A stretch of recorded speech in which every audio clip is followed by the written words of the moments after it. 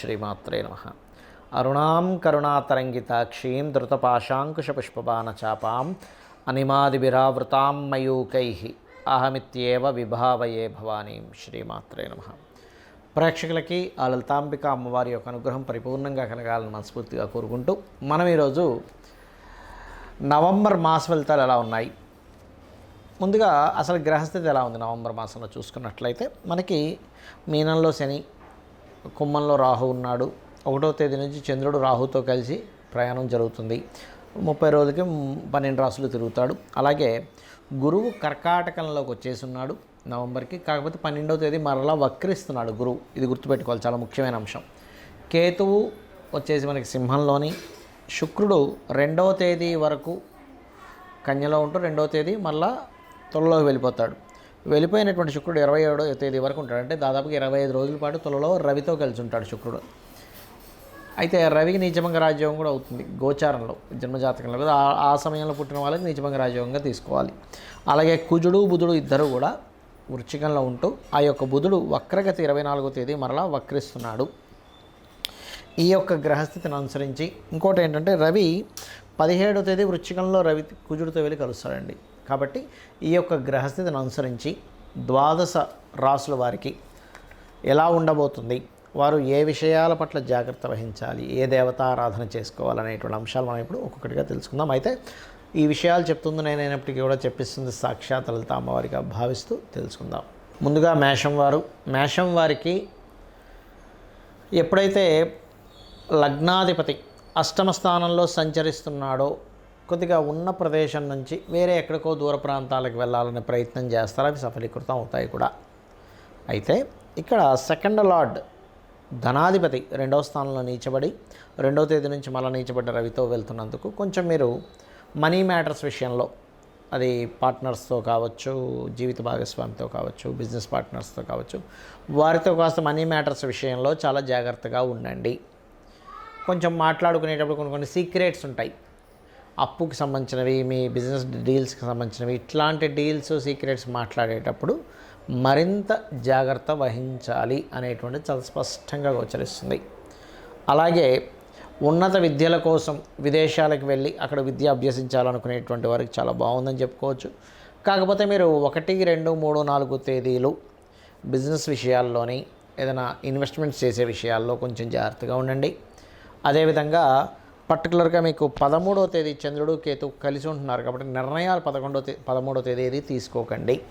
సంతానం విషయంలో సంతాన కారకుడు పంచమంలో కేతు ఉంటూ సంతాన కారకుడు వెళ్ళి రవితో ఉన్నాడు కాబట్టి పంచమం అనేటువంటి సంతానం ఒకటే కాదు, సంతానం విషయంలో జాగ్రత్తగా ఉంటూ షేర్ మార్కెట్ నిర్ణయాల విషయాల్లో కూడా మీరు చాలా చాలా చాలా కేర్గా ఉండాలి.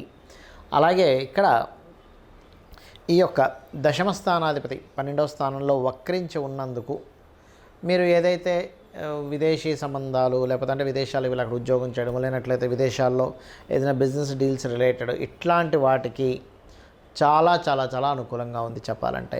ఇక మీరు నిత్యము చేయవలసిన పరిహార మార్గం ఏమిటి? ఈ సమయంలో కేతు పంచమంలో ఉన్నందుకు గణపతిని ఎక్కువ ఆరాధన చేస్తుండాలి. కాకపోతే కేతు పంచమ స్థానంలో ఉన్నందుకు కొద్దిగా మీకు ఈ సంతానం విషయంలో కూడా కొంచెం దూరము, ఎడబాటు, కొంచెం ప్రేమించిన వారి వల్ల కొంత డిస్టర్బెన్సెస్, ఇష్టపడిన వారే కొంచెం శత్రువులు అవ్వడము, ఫ్రెండ్సే కొంచెం శత్రువులు అవ్వడం కూడా జరుగుతూ ఉంటుంది. ఇక మీరు దీని నుంచి మీరు విముక్తి పొందాలి అంటే ఎక్కువ సూర్య ఆరాధన మరియు గణపతి యొక్క ఆరాధన ఎక్కువగా చేయండి. అన్ని విధాలా మీకు బాగుంటుంది. మనకి ప్రస్తుతం గోచారంలో కుజుడు వృశ్చిక రాశిలోకి వచ్చున్నాడు, గుర్తుపెట్టుకోండి. అయితే ఈ కుజుడు ఎప్పుడైతే వృశ్చికంలోకి ఎంటర్ అయ్యాడో, ఇది నవంబర్ మాస ఫలితాలు చెప్పుకుంటున్నా, దీనికంటే ముందే ఎంటర్ అయిపోయాడు, 10-15 రోజుల ముందే. ఇది ఏమిస్తుంది ఇక్కడ అంటే కుజుడు ఎప్పుడైనా స్ట్రాంగ్గా ఉన్నప్పుడు ఇది ఇచ్చే రిజల్ట్స్ ఎవరికైనా వాళ్ళ జన్మజాతకాల్లో స్ట్రాంగ్గా కుజుడు ఉన్నాడు అన్నప్పుడు వారికి భూయోగాన్ని, మిలిటరీ డిపార్ట్మెంట్స్, ఐపీఎస్, ఐఏఎస్ లాంటివి ప్రయత్నం చేసేటువంటి వారికి కొంత స్ట్రెంత్ని. ఇప్పుడు చూడండి, మనకు అవుట్స్కర్ట్స్లో ల్యాండ్స్ రేట్స్ ఆగిపోయాయి అని బాధపడుతున్నాను చూసారా, ఆ ల్యాండ్ రేట్స్ కాస్త హైక్ అవ్వడము, మంచి బిజినెస్ రావడము.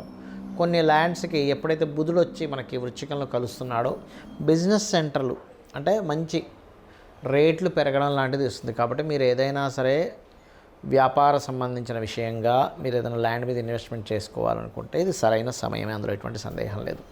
ఇక మరొక విషయం ఏంటంటే ఇక్కడ చాలామంది జన్మజాతకంలో అసలు ఏ యోగం ఉంది అనేటువంటి విషయాన్ని తెలుసుకోకుండా కేవలం ఏలినాటి శని ఉంది అందుకే నాకేం కలిసి రావట్లేదు, లేకపోతే నాకు కాల్సర్ప యోగం ఉంది అందుకే కలిసి రావట్లేదు అని ఊరికే అసలు పెద్దగా ఎఫెక్ట్ చూపించినటువంటి వాటి మీద ఎక్కువ కాన్సన్ట్రేషన్ చేసి భయపడుతూ ఉంటారు. కానీ ఇక్కడ ఏంటంటే మనం భయపడ్డం కాదు. శాస్త్రం అంటే అసలు రూట్ ఎటుంది. ఇప్పుడు చూడ మనం ఒక గమ్యానికి చేరుకోవాలి. అప్పుడు ఏం చేస్తాం, మనం చక్కగా ఫోన్ తీసుకొని లొకేషన్ టైప్ చేస్తాం. లొకేషన్ టైప్ చేస్తే అది వే చూపిస్తుంది మనం గమ్యం చేరుకోవడానికి. అలాగే ఆస్ట్రాలజీ కూడా ఏంటంటే అందరికీ వాళ్ళ రేపు ఉన్నటువంటి ప్రాబ్లం ఏంటి, ధనపరమైనటువంటి ఇబ్బంది. ఎందులో ఏ రంగంలోకి వెళ్తే నాకు డబ్బులు వస్తాయి. అయితే మీరు ఆ రంగం ఎంచుకున్నా కూడా దాని మీద మీరు పర్టికులర్గా వర్క్ చేయాలి. దాని మీద డబ్బులు వస్తాయంటే మనం ఏ పని మనం దాని మీద కాన్సన్ట్రేషన్ చేయకపోయినా, దాన్ని సరిగా పట్టించుకోకపోయినా వస్తాయని అర్థం కాదు. ఆ రూట్లో మీకు అంటే ఇక్కడ నుంచి మీరు ఉదాహరణకి తిరుపతికి వెళ్ళాలి, 700 కిలోమీటర్లు. ఈ రూట్లో వెళ్తే వస్తాయి అంటే ఆ రూట్లో ఖచ్చితంగా మీరు ప్రయాణం చేస్తూ ఉండాలి. మధ్యలో ఆగిపోతే ఎలా ఉంటుందంటే కుందేలు తాబేలు కథలాగే ఉంటుంది. అది వెళ్ళేటి స్పీడ్గా వెళ్ళి మధ్యలో ఆగి కొంచెం నిద్రపోయినప్పుడు ఎలా అయితే తాబేలే గెలుస్తుందో, కాన్స్టెంట్గా ఆ రూట్లో ప్రయాణం చేసేవాడు ఖచ్చితంగా గెలుస్తాడు. అంటే దీనికి ఏమిటంటే మీ రెండవ అధిపతి, మీ ధనాధిపతి ఎక్కడ ఉన్నాడు, ఏ మార్గాల ద్వారా మీకు ధనం వచ్చే యోగం ఉంది.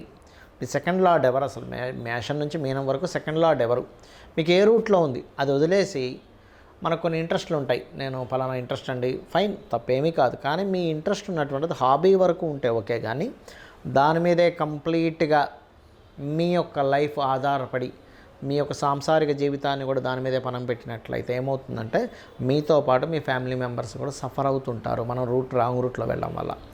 కాబట్టి ఏంటంటే ఎప్పుడు కూడా మీ ధనాధిపతి ఎక్కడున్నాడు, పాపకత్తెరలో ఉన్నాడా, శుభకత్తెరలో ఉన్నాడా, ఇప్పుడు ఇన్వెస్ట్మెంట్స్ చేయడం కరెక్టా కాదా. ఇప్పుడు ఎలా ఉంటుందంటే ఒక వ్యక్తికి వ్యాపార యోగాలు ఉన్నాయి, వ్యాపారం పెట్టకూడని సమయంలో వ్యాపారం పెడతాడు.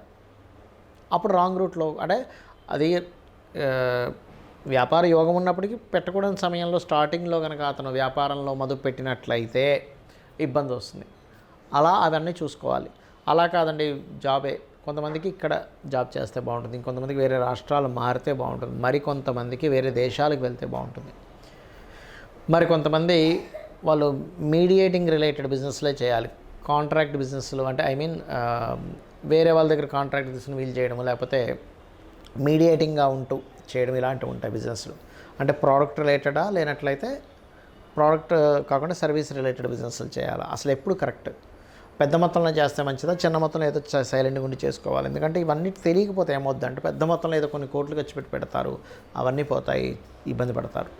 అలా కాకుండా ఇక్కడే వెతుక్కుంటూ ఉంటారు జాబ్ కోసం, వాళ్ళకి విదేశాల్లోనూ లేకపోతే వేరే రాష్ట్రానికి వెళ్తే వస్తుందని ఉంటుంది, పాపం టైం అంతా వేస్ట్ అయిపోతుంది. సో మనకేంటంటే ఆస్ట్రాలజీ అనేటువంటిది స్పెసిఫిక్గా నువ్వు ఈ సమయంలో ఈ పని చేస్తే నీకు చాలా బాగుంటుంది, నువ్వు ఇప్పుడు ఈ డెసిషన్స్ తీసుకుంటే బాగుంటుంది, ఈ రూట్లోకి వెళ్తే బాగుంటుంది అని ఒక మార్గ నిర్దేశం చూపించేది. జ్యోతి అంటాం అందుకే దాన్ని జ్యోతిష్ శాస్త్రం అంటే ఒక జ్యోతిలా వెలుగుని చూపించేది. అంతేగాని ఏలినాటి శని ఉందని భయపడ్డము, కాల్సర్ప యోగం ఉందని భయపడ్డము, లేకపోతే ఇంకోటి ఏదో మహాదశ నడుస్తుందని భయపడడానికి కాదు. మనం ఒక గమ్యాన్ని చేరుకోవాలంటే అక్కడ నిలబడి భయపడం, ప్రయాణం ఎటు వెళ్ళాలో చూసుకుంటూ వెళ్ళిపోతాం.